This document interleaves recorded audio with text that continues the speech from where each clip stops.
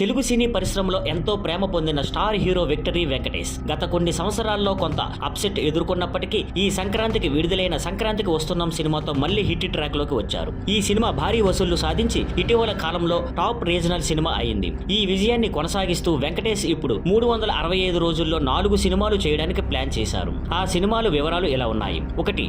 Megastar 157 Chiranjeevi Anil Ravipudi combination. ఈ భారీ multi starrer చిత్రంలో వెంకటేష్ స్పెషల్ సాంగ్ లో మరియు ఓ ఎక్సెంటెడ్ క్యామియోలో కనిపించనున్నారు. ఈ సినిమా జనవరి 2026 సంక్రాంతి సందర్భంగా థియేటర్లోకి రానుంది. ఇందులో నయనతార హీరోయిన్ గా నటిస్తుండగా క్యాథరిన్ ట్రెస్సా కూడా కీలక పాత్రలో కనిపించనుంది. 2.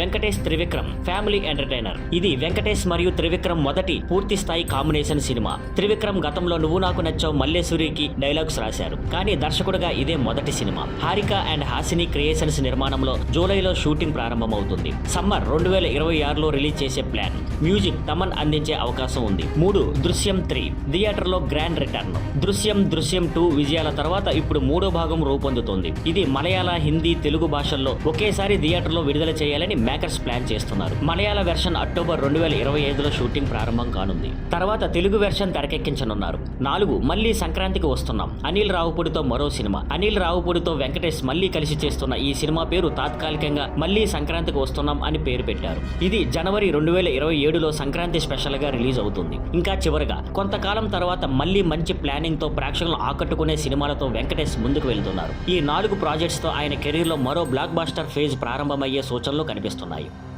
Thank you for watching. Please like, share and subscribe.